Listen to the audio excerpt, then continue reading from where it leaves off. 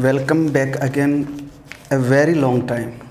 Hi, my name is Kuldeep Prajapati और आज अपने डिस्कशन कर रहे हैं क्लास 10th की जो आज बोर्ड का एग्ज़ाम हुआ है इंग्लिश का, उसका अगर मैं ऑल ओवर, जैसे मेरे पास ये पेपर है, अगर ऑल ओवर अगर मैं बात करूं तो जो आपके क्वेश्चन पेपर है ये एवरेज है, क्योंकि इसमें से काफ़ी सारे क्वेश्चंस हैं वो स्टैंडर्ड के हैं और मोटा मोटी अगर है तो वो सारा का सारा इजी पेपर है कुछ क्वेश्चंस को छोड़ के, इसलिए मैं इसको एवरेज कहता हूँ। एकदम इजी तो नहीं कह सकता, लेकिन एवरेज है और काफ़ी ज़्यादा हार्ड भी नहीं है। हो सकता है कि इसका आपको बेनिफिट मिला हो कोरोना पीरियड का, क्योंकि अगर मेरे को लगता है कि कोरोना अगर नहीं होता तो शायद पेपर कुछ स्टैंडर्ड का आता।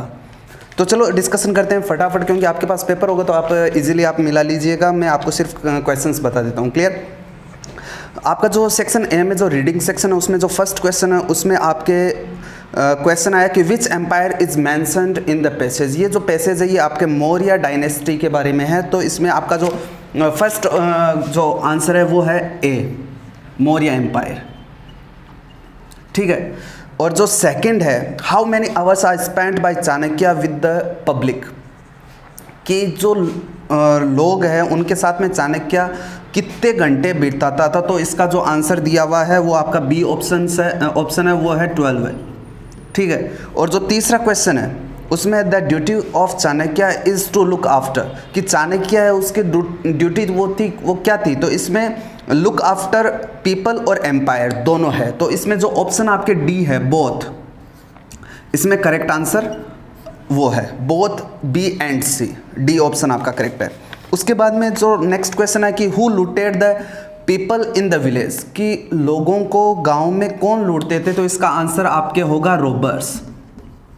ठीक है। आपको कंप्लीट लाइन में इसका आंसर देना था कि robbers looted the people in the village. ठीक है। फिर which freedom is described by Chanakya, कि जो चाणक्य है उसके द्वारा कौन सी फ्रीडम है वो डिस्क्राइब की गई है। तो इसमें जो डिस्क्राइब की गई है फ्रीडम वो है freedom of thought and worship, freedom of thought and worship, कि आपके जो विचारों की स्वतंत्रता और जो आपके पूजा पाठ की स्वतंत्रता है वो इसमें डिस्क्राइब की गई है। क्लियर?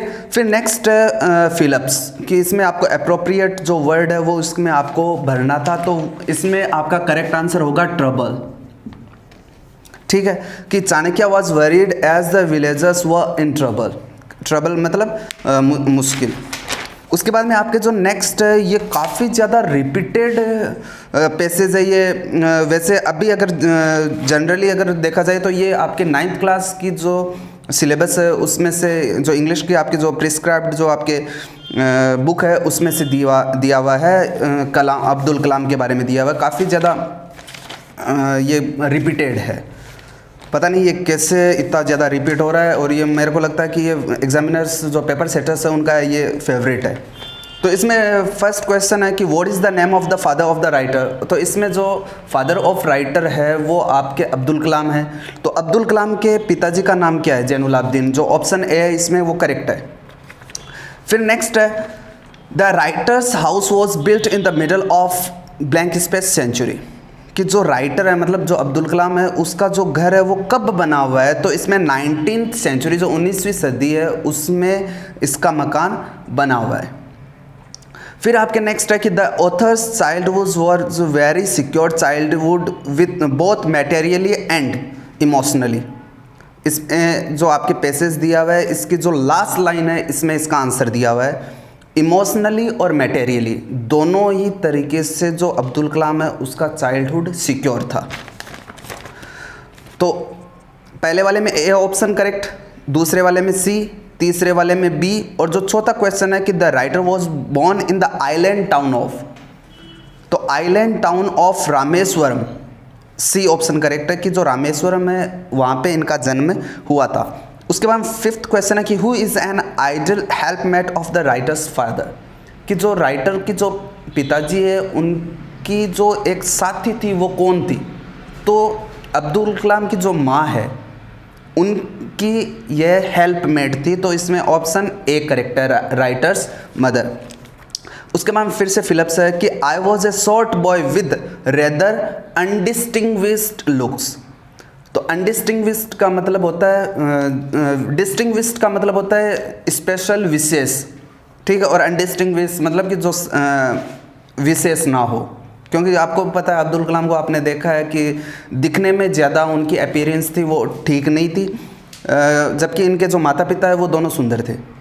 और फिर है my austere father used to avoid all in essential comforts and luxury.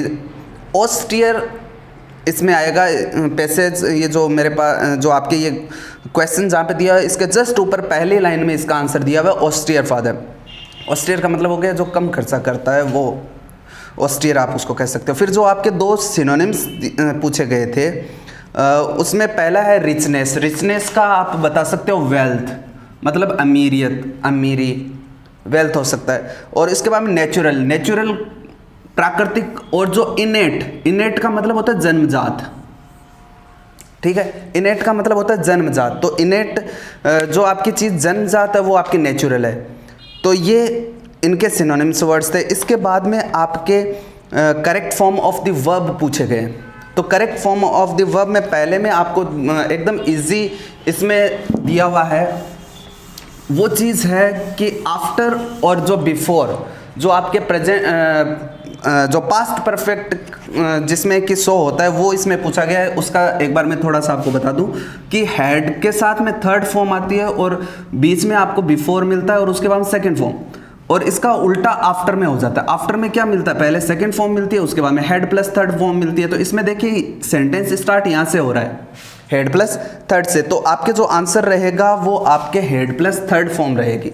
तो रीड की तीनों फॉर्म्स लिखने में रीड ही रहती है, READ लिखने में, ठीक है। प्रोनाउंसिएशन में इनका अलग अलग रहता है, लेकिन लिखने में ये एक ही स्पेलिंग है। तो इसका बी ऑप्शन करेक्ट है। उसके बाद में सेकंड ऑप्शन, जो सेकंड क्वेश्चन है उसमें यस्टरडे आ गया, पास्ट सिंपल की एडवर्बियल है। तो इसमें आपके ऑप्शन ए करेक्ट है, मीट की सेकंड फॉर्म मेट, ठीक है। उसके बाद में है सिंस लास्ट 2 ईयर्स।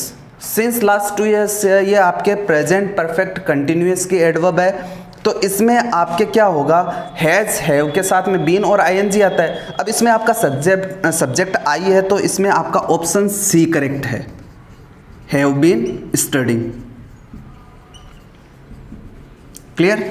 उसके बाद में जो नेक्स्ट क्वेश्चन है उसमें आपके एडवर्बियल आपको दिखाई दे रही है यूजुअली। यूजुअली आपके प्रेजेंट सिंपल की एडवर्बियल है, जिसके कारण इसका जो आंसर रहेगा वो आपके ऑप्शन ए है, टेक। क्यों, आई के साथ में आप टेक का यूज करते हो। फिर आपके जो नेक्स्ट क्वेश्चन है वो आपके है इनडायरेक्ट स्पीच में, जो आपके नरेशन है उससे लिया गया है। एकदम इजी नरेशन इसमें से पूछा गया है।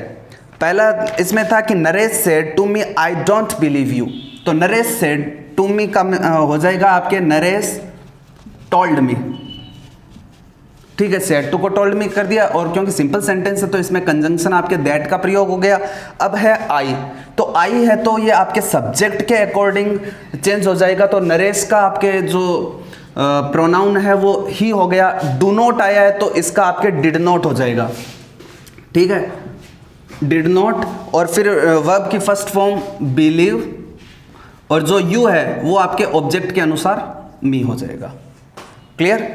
उसके बाद में नेक्स्ट है my friend said to me did you see the snake. तो देखिए did you see the snake है तो ये आपके इंटेरोगेटिव है। इंटेरोगेटिव में आप जो रिपोर्टिंग वर्ब है सेड टू, इसको आप आस्क्ड में बदल देते हो। तो माई फ्रेंड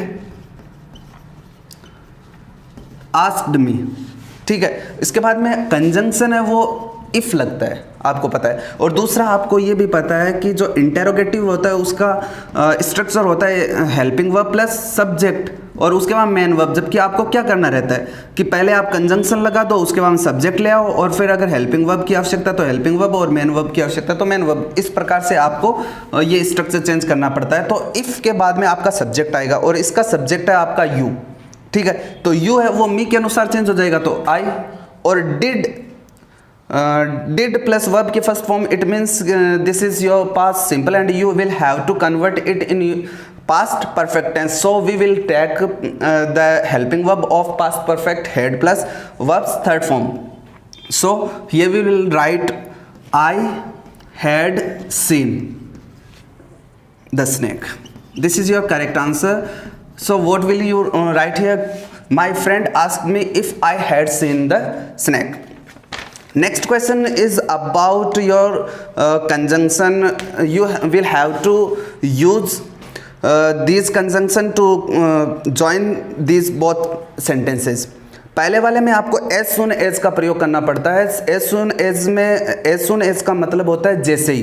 तो इसका प्रयोग है वो आपके जो सेंटेंस है अर्चित सो हिज मदर, इससे जस्ट पहले आ जाएगा. तो इसमें क्या आ जाएगा कि as soon as अर्चित, उसके बाद में जो भी सेंटेंस है वो लिखा जाएगा और आगे वाला एज इट इज रह जाएगा. सेंटेंस क्या बनेगा कि as soon as Archit so his mother, जैसे ही अर्चित ने अपनी माताजी को देखा, ही ran to touch her feet, और वह उनके पैर छूने के लिए दौड़ा. Is that clear? सेकेंड है सो दैट. देखो एक और बता दूं मैं आपको, जनरली अगर आप इन फ्यूचर कहीं पे भी कंपटीशन की तैयारी करते हो तो इसमें आपको ये बेनिफिट करेगा कि सो दैट का जो कॉम्बिनेशन है वो हमेशा आपके या तो मे से होता है या फिर माइट से होता है. अगर आगे इससे पहले प्रेजेंट है तो आपको मे मिलेगा, और अगर इससे पहले पास्ट है तो माइट मिलेगा. क्लियर? तो ये एक इसमें हिंट दिया हुआ था कि भाई जो सेकंड सेंटेंस है उसमें मे का यूज़ किया हुआ है, तो इसमें आपको सो दैट है वो यू मे वाला जो सेंटेंस है, मतलब सेकंड जो सेंटेंस है उससे पहले लगेगा. और अगर ये कहूँ कि दोनों सेंटेंसेस के बीच में लगेगा तो भी करेक्ट है. तो इसमें क्या बन जाएगा कि you should come in uniform, कि आपको यूनिफॉर्म में आना चाहिए. सो दैट का हिंदी में अर्थ निकाले तो ताकि होता है, कि ताकि you may join the parade, ताकि आप जो परेड है वो ज्वाइन कर सको. क्लियर? इसके बाद में आपके जो फ्रेमिंग क्वेश्चन है इसमें आपको मतलब कि जिस प्रकार से इसमें इन्होंने एक ये काम नहीं किया कि भाई इनमें इसने हिंट नहीं दिया, या तो इनको ये जो क्वेश्चन है इसमें यस या फिर नो से इनको स्टार्ट करना था. तब क्या है कि जो स्टूडेंट्स है वो इजीली जज कर पाते हैं कि भाई इसको हेल्पिंग वर्ब से बनाना है, या फिर इनको ये हिंट देना था कि भाई इनको कौन से WH का यूज़ करते हुए इसको बनाना है. चलो जो भी है, फिर भी जैसे कि काफ़ी सारे स्टूडेंट्स ने ये एकदम करेक्ट किया है कि इसमें था आई रेस्पेक्ट माई पेरेंट्स, तो इसमें आपको आई को यू में कन्वर्ट करना रहता है, और जो भी यू की फैमिली है उसको आपको आई में कन्वर्ट करना रहता है. तो आई रेस्पेक्ट माई पेरेंट्स का क्या हो जाएगा कि do you respect your parents, do you respect your parents, क्या आप अपने माता पिता की रिस्पेक्ट करते हो? तो ये इसका करेक्ट आंसर है. क्लियर? फिर है आपके क्वेश्चन टैग. क्वेश्चन टैग एकदम इजी था कि there is a school in the street. तो इसमें देखो एक बात हमेशा ध्यान रखना कि जो सेंटेंसेज आपके देयर से स्टार्ट होते हैं ना, वहाँ पे आप प्रोनाउन यूज नहीं करते हो, क्योंकि ये देयर है वो खुद अपने आप में एक इंट्रोडक्टरी सब्जेक्ट है. ठीक है? तो इसमें देखिए क्या होगा, इसमें आपको ये करना पड़ेगा कि क्योंकि जो आपके क्वेश्चन टैग है इसका रूल क्या है कि अगर कोई सेंटेंस पॉजिटिव है तो उसको आपको नेगेटिव में बनाना पड़ता है. क्वेश्चन टैग अगर नेगेटिव है तो उसको आपको पॉजिटिव में बनाना पड़ता है. तो देयर इज ए स्कूल, तो ये पॉजिटिव है तो उधर आपको नेगेटिव करना पड़ेगा. तो हेल्पिंग वर्ब के साथ में आपने नोट लगा दिया तो इजंट हो गया, तो isn't there. This is your correct answer. After that you will have to use here some conjunctions, although, if, and, whom, who, so that, only, not only, but also. इनका सबको आपको use करना रहता है. ठीक है? तो इसमें पहले वाले में दिया हुआ है ए बुक इज बुक. इसमें आपको करेक्ट आंसर है आपका ऑल्दो. ऑल्दो का मतलब क्या होता है? यद्यपि.